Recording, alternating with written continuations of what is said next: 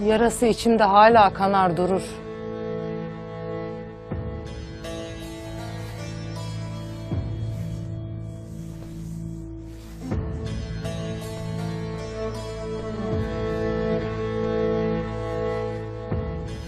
Ecelin ne zaman geleceği belli olmaz Banu Çiçek.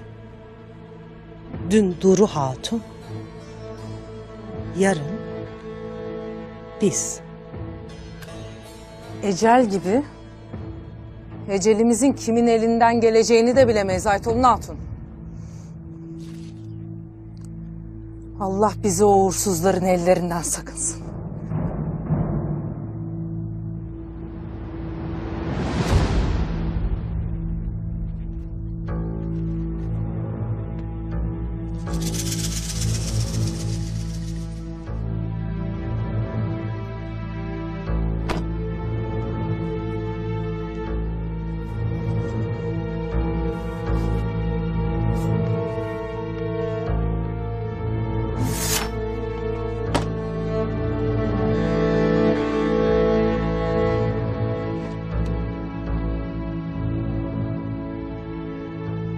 Müsaadenle hanımım.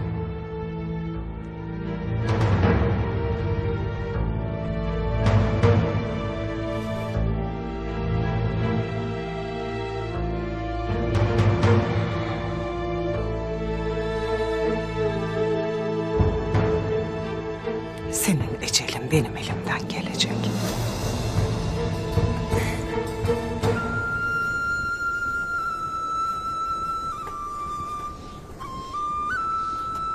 Bu mesele gittiği yere kadar gidecek Ertuğrul.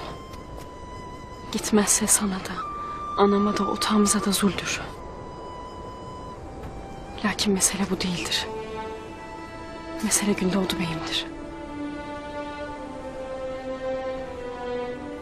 Ümüğüne çöktüğün adam yakında Gündoğdu Bey'imin kayınbabası olacak Ertuğrul. Gonca Gül'le nikahlarına gün sayarken... İçimizde bu şüphe dururken adamın kızını otağımıza mı alacağız Halime? Gonca Gül Hatun istediği kadar masum olsun. Bu şüphe ortalık yerde durdukça kurulacak yuvanın kıymeti olmaz. Unutma, bu sadece sana inananların şüphesi Ertuğrul Bey'im. Anamın otağı sıradan bir çadır değil Halime. Dün anamın otağına gizlice girenlerin fırsat bulduğunda ne yapacaklarını bilemeyiz. Ya Gonca Gül'le Gündoğdu Bey'imin evliliği ne olacak Ertuğrul Bey'im?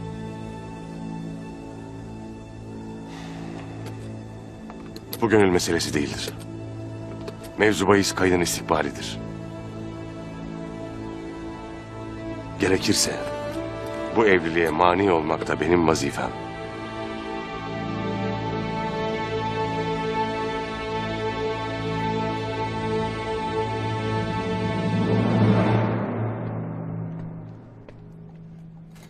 Uğursuz herif.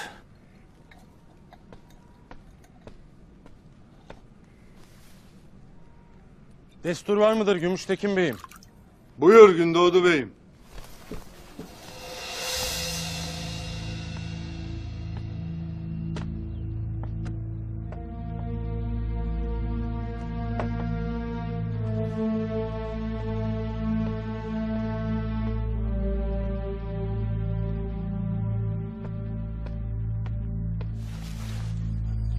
Olanlar beni ziyadesiyle üzmüştür beyim.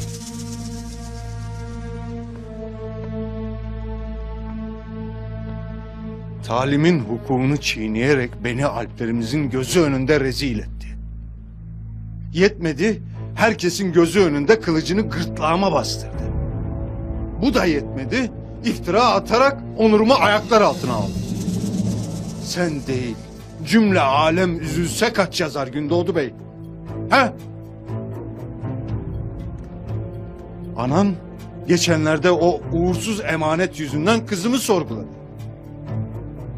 Bugün de kardeşin. Aklınca benim ağzımı yokladı. Beni kışkırtıp ağzımdan laf alacağını düşündü. Yazıklar olsun. Etme beyim. Bunu düzeltmenin bir yolu vardır elbet. Nesini düzelteceksin Gündoğdu Bey'im? Nesini?